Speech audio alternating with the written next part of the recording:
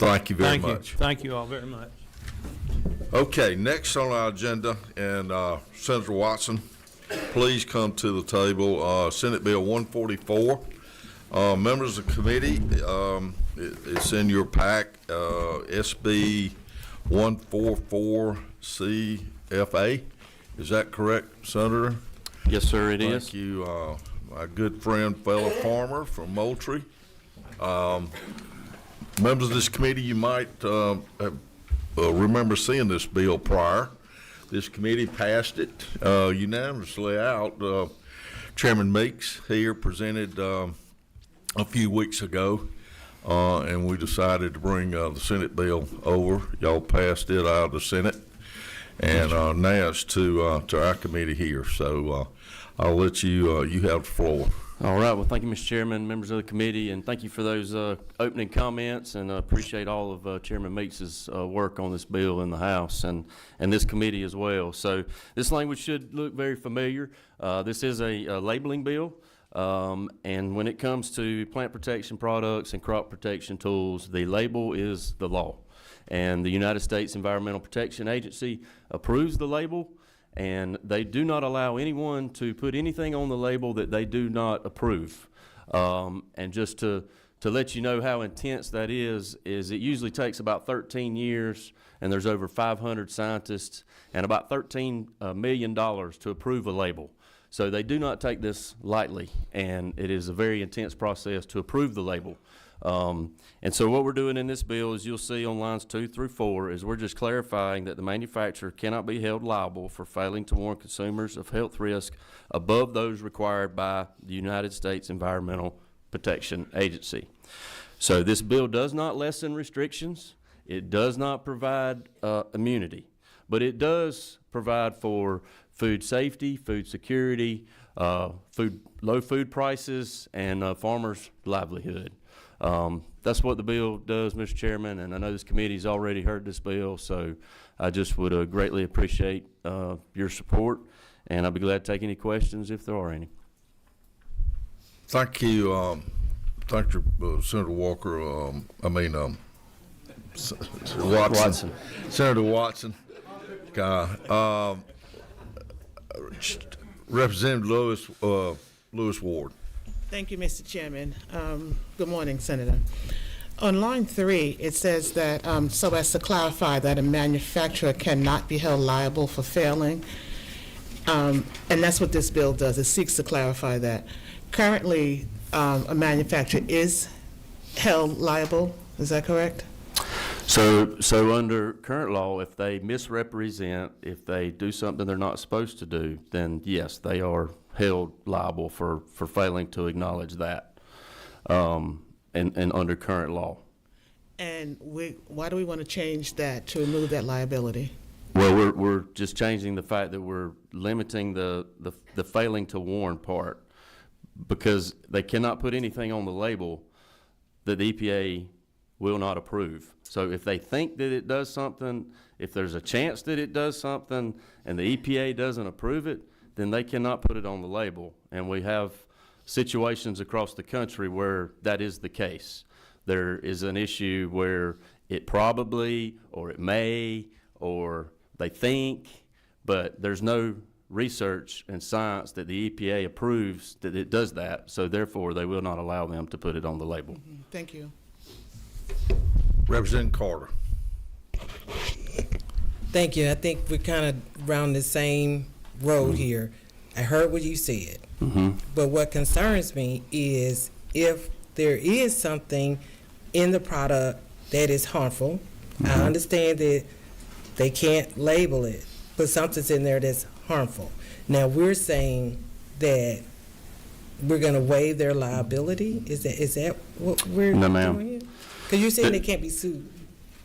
Well, they cannot be sued for failing to warn of that if they don't know it. If they don't know it, they can't warn you for that, so you cannot sue for that. May I ask for a little more clarity? Okay. So they can't be sued for not warning, but you saying, but they can still be sued if it's harmful. Correct. If it is harmful and they hide it or don't tell anybody, then this is totally out the window. That's under current law today. That's illegal. If somebody is a bad actor, misrepresents, doesn't tell the truth, if the EPA finds out something in that 13-year time period that there's a problem with this product, they're not going to approve the label. So they're going to be in trouble, and you can do whatever you need to do to take care of yourself if that's the case. We're just saying under failure to warn that you cannot hold them liable for that because there's no research. The EPA has not approved that it's okay to do that or say that. Chairman Leverett, a good attorney on our committee, I'm sure has got some very good comments.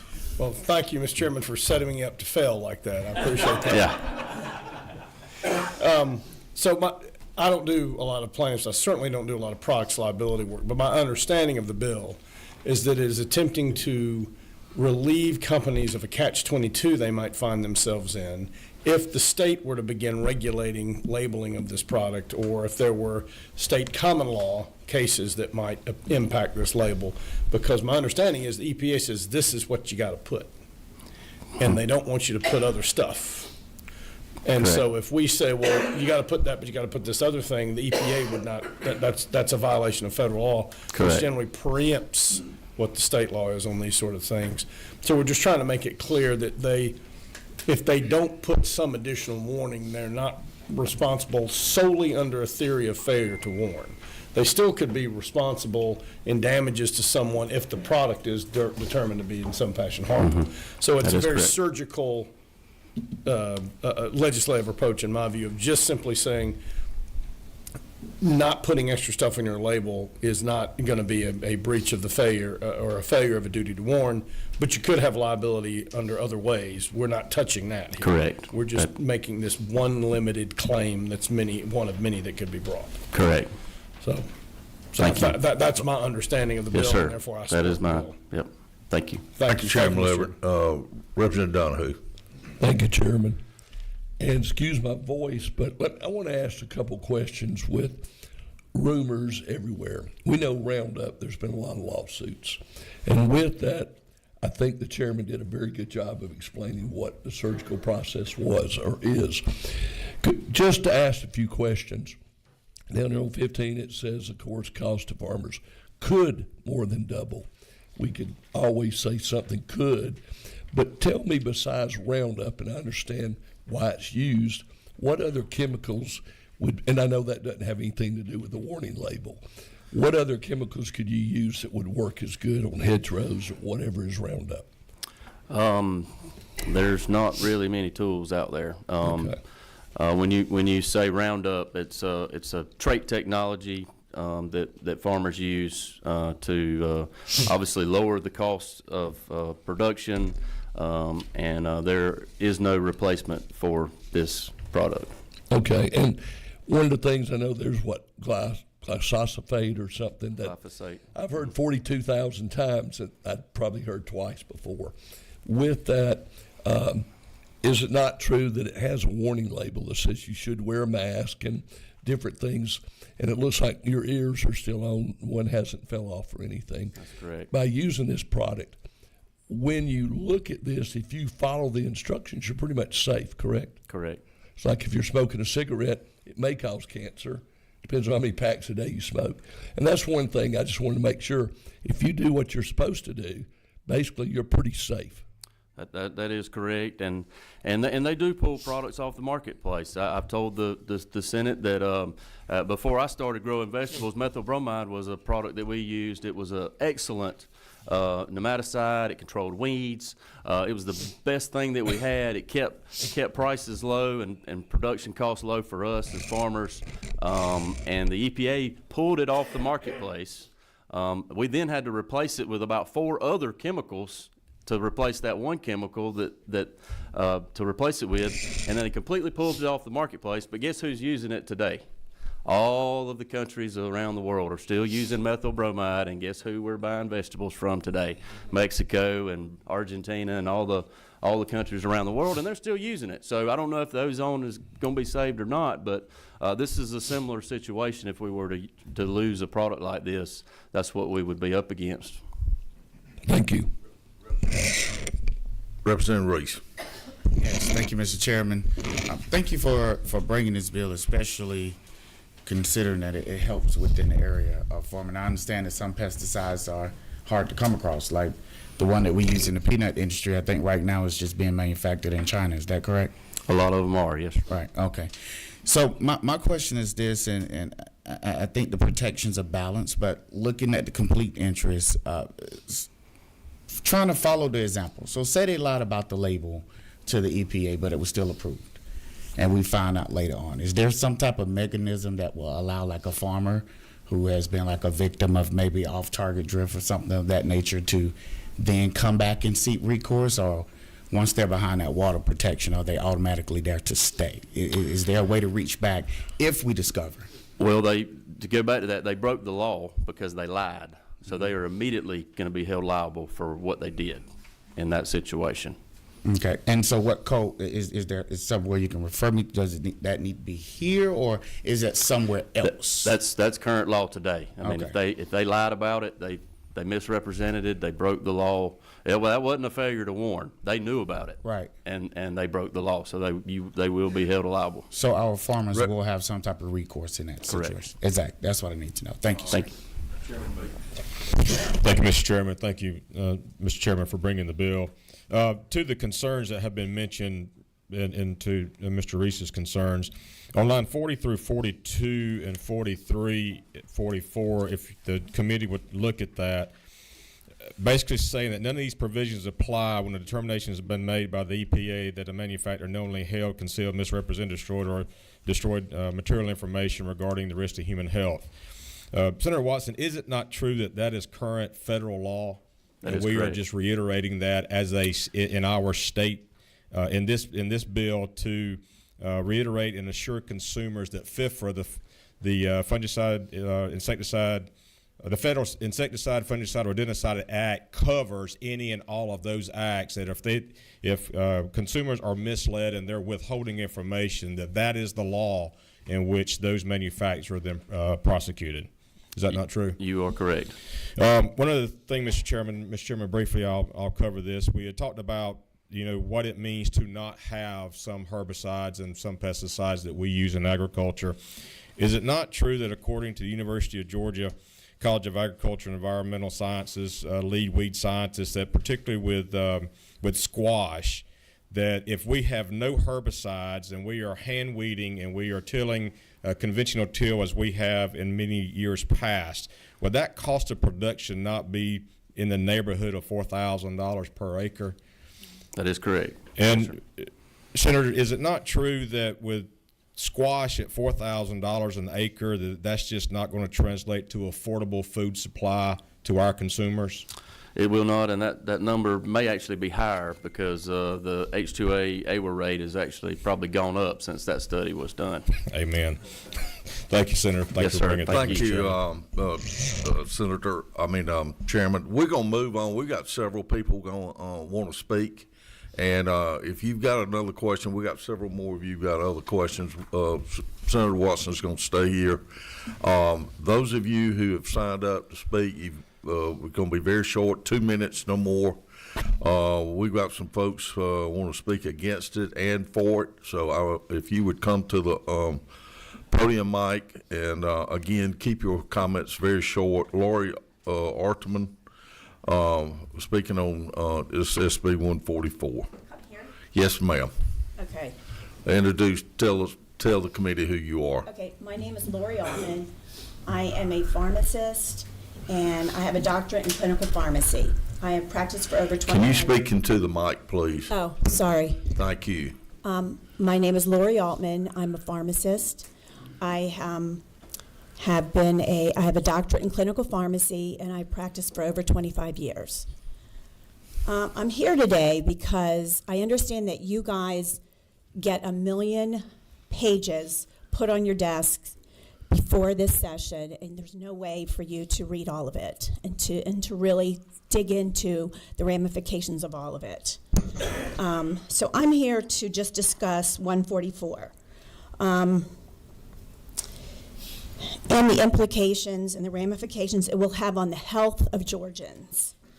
This bill protects foreign companies like Bayer and Chin, which produce pesticides in the United States. This bill gives them immunity if they misbrand, misrepresent, mislabel, and produce products that are toxic. They will hurt farmers as well as other Georgians. This bill allows a toxic chemical byproducts of the oil industry, which is glyphosate. It's one of the examples. Just think about what I just said. A toxic byproduct of the oil industry. That they're allowing that to be sprayed on our food, causing diseases which have been massively studied, and they've been published in NIH, PubMed, and MIT. Glyphosate destroys our healthy microbes and microbiome in our gut, which are where 70% of our immune system resides. Clear link to cancer, Parkinson's. This is a bill to give more immunity to these companies. If this bill is passed... Thank you very much for bringing here. We've got multiple people to speak, Okay. and that's sort of... Was that my 2 I think we minutes? understand your point here. But I'm not, give me like one more minute, okay? Very short. Okay. There are other ways, and you guys are farmers. I'm not a farmer, but these companies have been sued. There's over 60,000 lawsuits for the toxicities of these chemical pesticides. The EPA has very, very, very low standards. They haven't themselves done studies in over several decades. They rely on the industry to self-report. So. Thank you. I understand. Thanks. Appreciate your opinions on that. Appreciate you being here. Next, Andre Linker.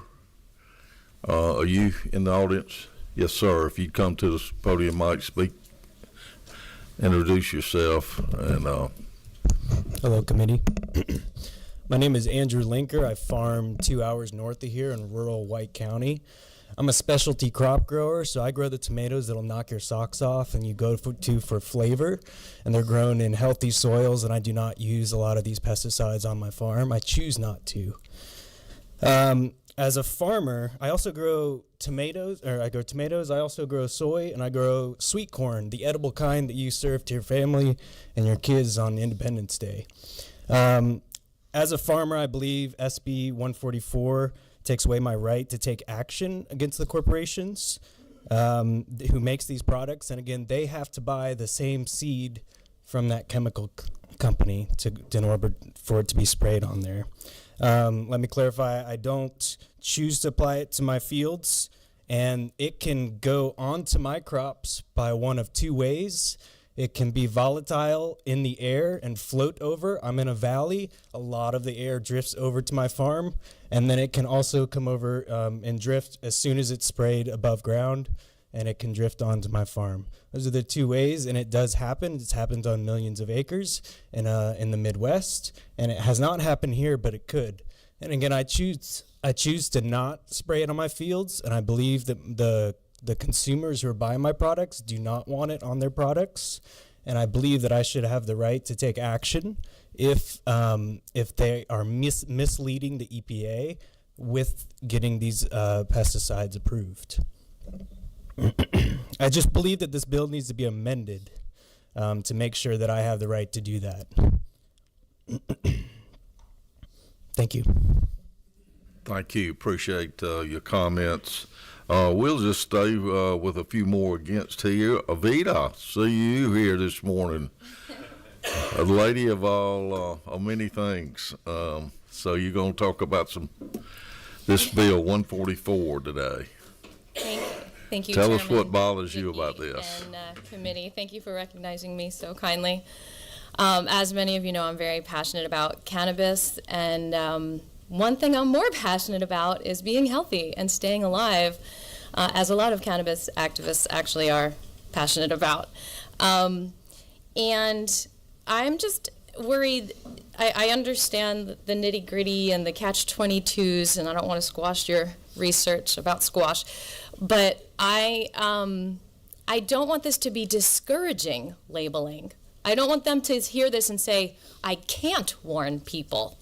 I think that should be very clear, because I think warnings are very important, because pesticides, though they help us grow our food, fiber, and ethanols in mass, they do seep into our food supply. I'm not going to repeat all the points of glyphosate and DDT we already banned and all that stuff, but I think it's kind of like holding up a loaded gun pointed at your liver and your brain without warning. And it's a little different because it's not an instant death, but it's, everything that she said, the cancers, ironically parasite infestations, DNA mutations. I'm also, the second main point, besides worrying that this discourages more warning labeling, is the workers. I think that the workers actually probably have the most exposure, and living in a community setting, I rarely see the landscapers applying the Roundup with protection, and maybe it's a language barrier. So I think that should be considered, is that, does the employer need to be accountable for teaching how to use these? So those are my two main points and my two concerns to hopefully this body can consider, because there's been a lot of consideration with regulating cannabis, and there's not exactly consistency here. There's a little bit of hypocrisy, and I beg you actually to recognize that. Thank you. I appreciate those comments. I welcome you to visit to a real farm someday, and I can really show you all the worker protection and all the other things that we have to do. So anyway, thank you for those comments. Next on our agenda, Amari. Is it another person here that wants to speak? Joe, is it another person who wants to speak against this? Jody? Yeah. Thank you. Come to the mic. We've got 2 minutes. Absolutely. Just please speak to the bill too. Thank you. I know you got a lot of other concerns maybe, but this is the bill before us. Thank you so much, and good morning, committee. My name is Jodeci Gonzalez, and I'm a beekeeper and honey producer, and someone who is deeply invested in public health, consumer protection, and the integrity of our agricultural and environmental policies.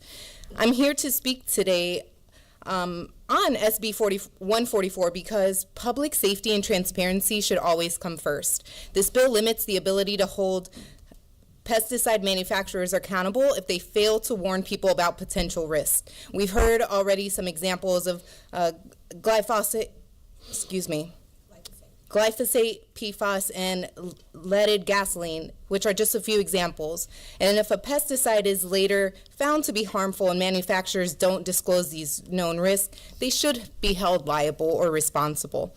Georgia's residents, farmers, and workers do deserve clear, honest information about the products that they are being exposed to. Eliminating the duty to warn puts the public at risk and makes it a little bit harder to demand accountability when transparency fails. And I do urge the committee to reconsider this bill.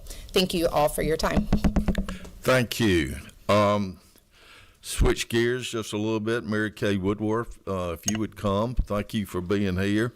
Georgia Urban Ag Council, I think you can introduce yourself and tell us your thoughts on this bill. Thank you, first of all, for the opportunity to be here to speak to the committee this morning. Excuse the pollen is with us. I am Mary Kay Woodworth. I'm the Executive Director of the Georgia Urban Ag Council, and we're a professional trade association for Georgia's landscape, turfgrass, and horticulture industry. We have provided a letter of support of SB144, which you will find on your desk. Our association represents landscape service providers, turfgrass and ornamental farm operations, outdoor design and construction firms, pest control companies, parks and recreation, golf courses, and athletic facilities. Companies who are members of our association not only grow trees, turfgrass, ornamental plants, shrubs, but also install and maintain these agricultural products, which includes use of pesticide products. Our members utilize these EPA-approved products year-round for a range of applications, including insecticides for harmful plant weeds, plant insects, weed management in turfgrass and flower beds, fungicides that impede plant production in ornamental and flowering trees and shrubs, just to name a few. Homeowners and property owners also utilize these products as well in management of their lawns and landscapes. Last week, you may have seen one of our member companies outside on the Capitol grounds installing shrubbery and then spraying pre-emergent on those beds where they installed the plants. After Good Friday, you'll see seasonal color being installed all around the Capitol and all around the state once we get past the last freeze warning. Then they will also be applying herbicides and pesticides, or pesticides and fungicides for weed and disease control. The label is the law is a commonly used phrase in our industry to stress the critical nature of proper product use. As an industry that supports the safe use of pesticides, we continually stress the importance of following all label directions. As a matter of fact, last Friday we were in Savannah, where we had a group of 70 landscape professionals who either had their pesticide license, were getting recertification credits, or are trying to attain their license. And we asked them this question. They were being taught by UGA cooperative extension agents and specialists. We asked them, how do you know the proper method of choosing and applying pesticides? And their answer, every one, was the label is the law. Senate Bill 144 would simply help keep registered pesticide products on the shelf and available for use. We fully support the science-based process and role of the EPA and FIFRA. I'm glad you said it's Representative Meeks, because I always get it wrong, the wrong order. The process of regulating pesticide regulations, including labeling. This protects the integrity of the registration process, and this bill would not change that standard.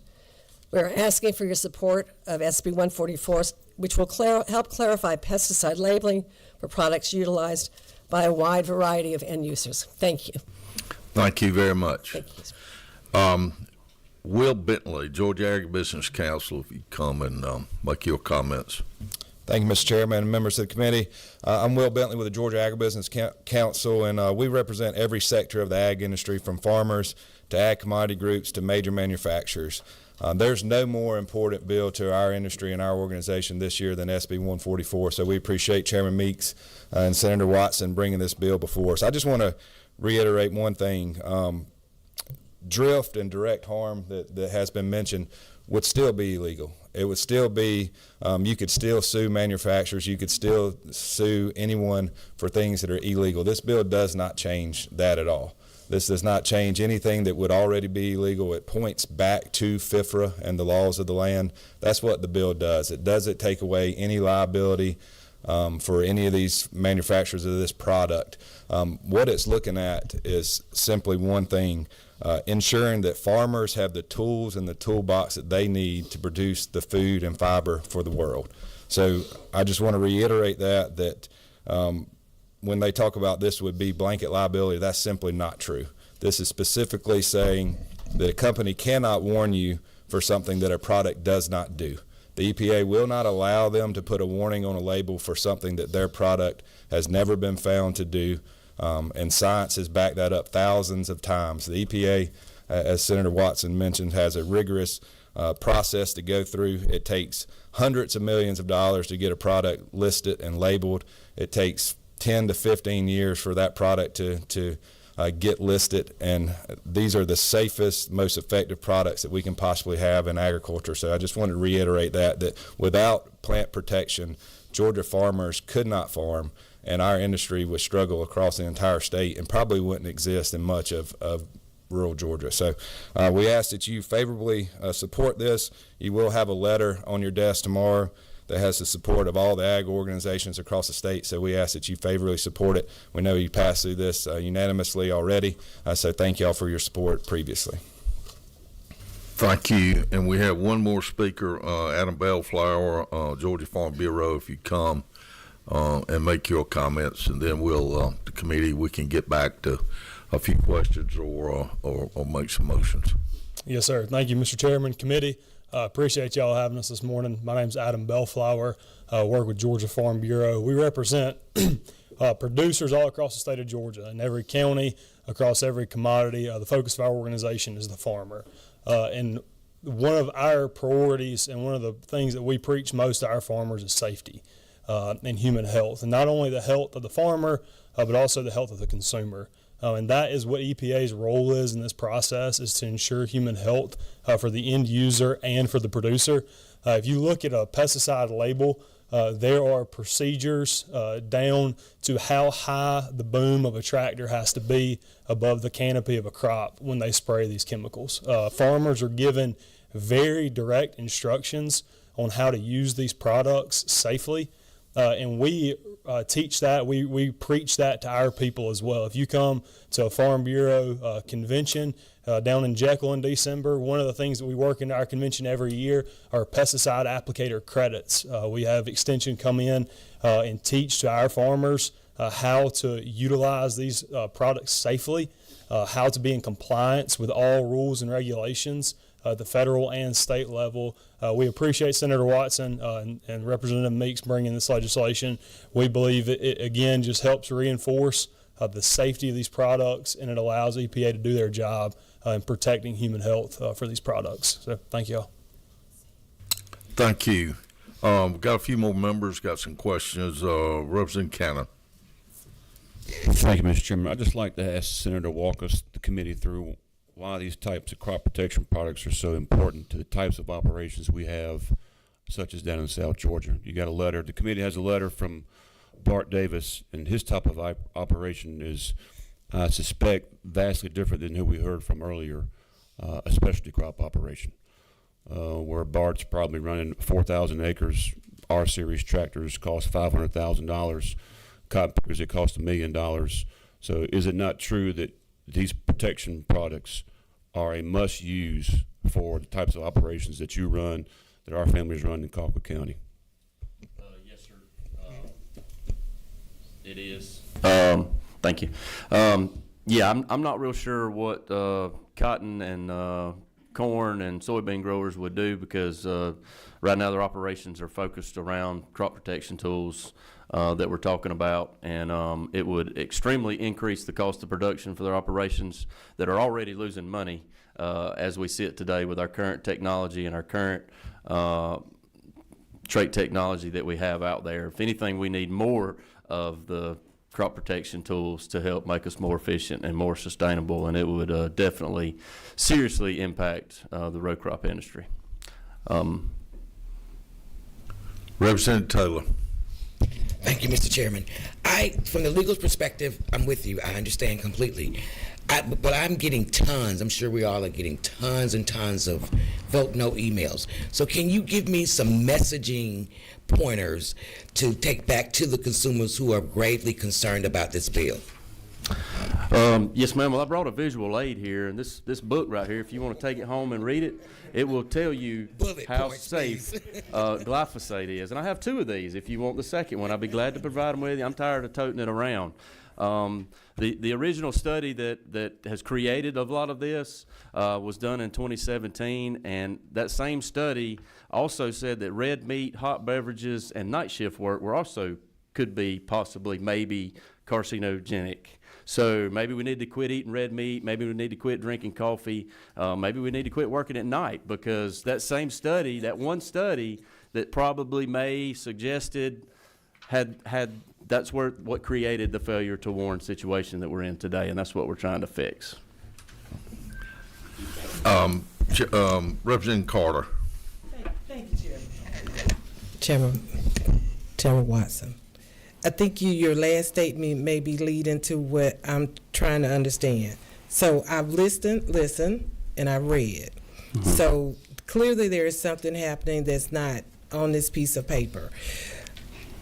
Because I'm not reading where there's a limitation on what can be used. So I guess either help me with the backstory, how we got here, and because I just don't see this in this legislation, and this is my concern is that we could possibly not be protecting consumers, but I'm hearing you saying that you need this in order to do your business, so I'm missing something in the translation. Okay, so real quick, this was created by one study, an IARC study. Here's some talking points on that study that triggered. It said that glyphosate was just known to cause cancer. There's been this one study that also says red meat, hot beverages, and night shift work, among many other silly things, could be, bad for your health. And in California, the EPA would not allow the manufacturer to put that on the label because they only had this one little study from this one group. Meanwhile, they had binders and binders of research that said that it was safe. So they're not allowed to do it, so the company was sued for failure to warn based on one piece of paper. And so that's what has created this dilemma. From an operational standpoint, again, if we do not have crop protection tools, we're not going to stay in business, and we're not going to be able to produce food for Georgians and for Americans. And so we can buy them from Mexico, and guess what Mexico is going to use? They're going to use all of the products that American farmers cannot use. So we can either produce it here and be able to go after U.S. manufacturers of these crop protection tools, or we can allow the products to come in from China or from other countries, and then you can't go after the Chinese. You can't go after foreign manufacturers, but you can go after a U.S. manufacturer. So I would prefer, as a farmer, as a consumer, I would rather make sure that our U.S. manufacturers stay in business so that we can purchase products from them versus a Chinese manufacturer that I cannot go after as a consumer or a farmer. So that's why this is important from an operational standpoint.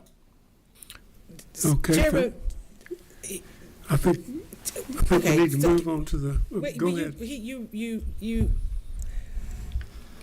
Okay, I'm a 1 + 1 = 2 kind of person. Yeah. I do numbers.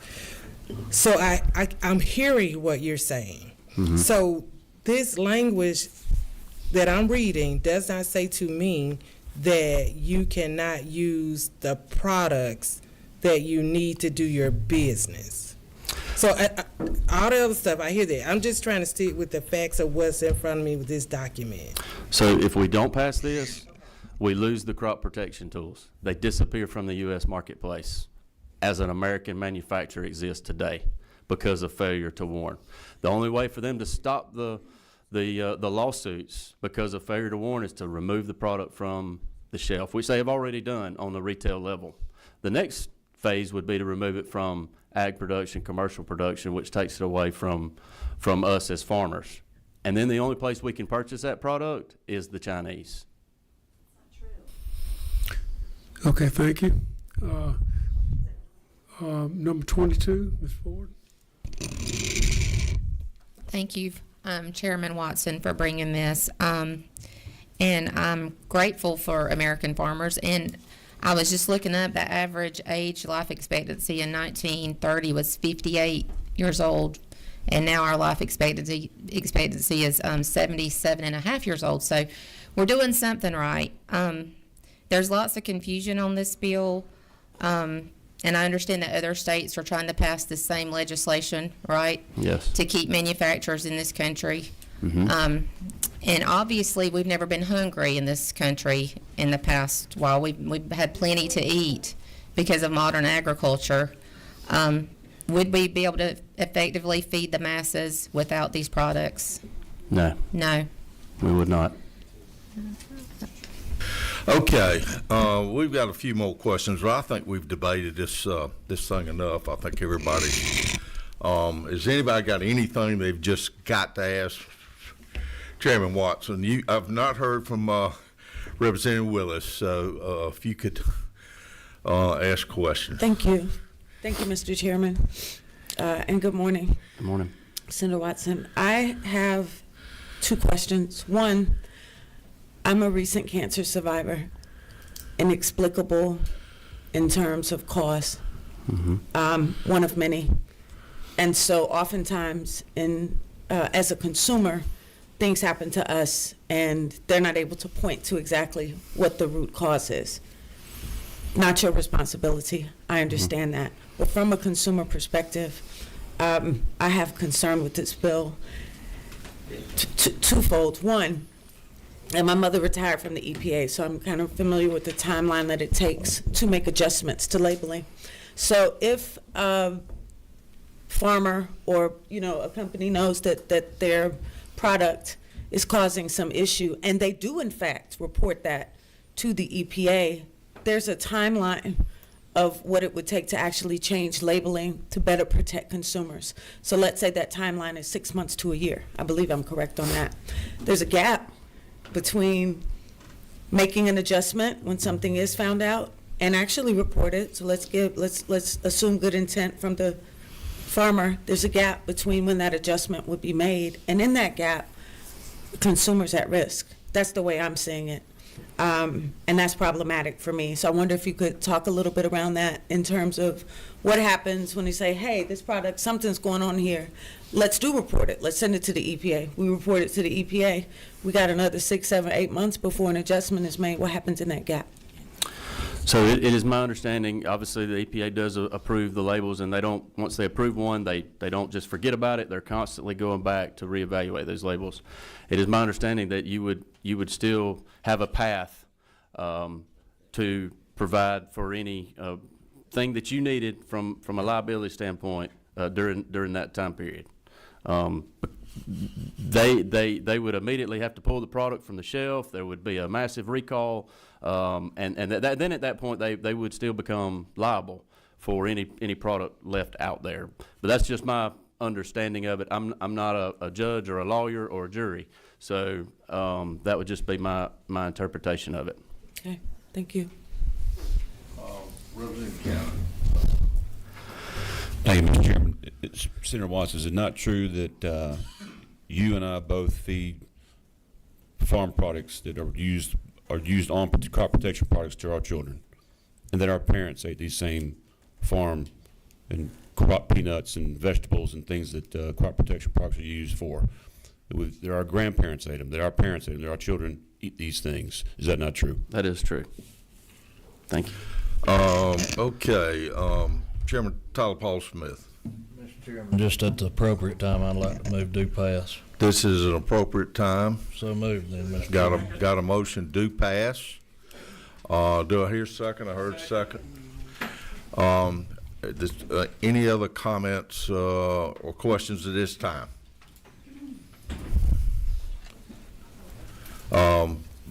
Representative Lewis Ward. Thank you, Mr. Chairman. If we can just look at line 39 really quickly in the bill. Could you speak up, please? If we can look at line 39 in the bill, it says provision of state law concerning the duty. At the end of the sentence, it says, or any other common law duty. Can you explain that to me, please? Where it says, or any other common law duty to warn. What does that mean? So the state of Georgia still has the ability to do whatever they feel they need to do on failure to warn. The State Department of Agriculture still has all their rule making authority when it comes to plant protection and pest products. So they would have to speak more to that, but they're in the same boat of this. They would still be able to enforce whatever they wanted to here within the state of Georgia. Mm-hmm. Okay, thank you. Okay, have a motion and second. Any other discussion? Hearing none, a call for vote. All in favor of SB144, SB144C, SFA. All in favor, say aye. Aye. Opposed? One opposed. So, am I? Oh, okay. So noted. So noted. Motion passes. Thank you, Senator Watson. Thank you for your patience here this morning. Good discussion. Thank you, committee, for your engagement and on the rules. Thank you, Mr. Chairman. Appreciate it, committee. Meeting adjourned.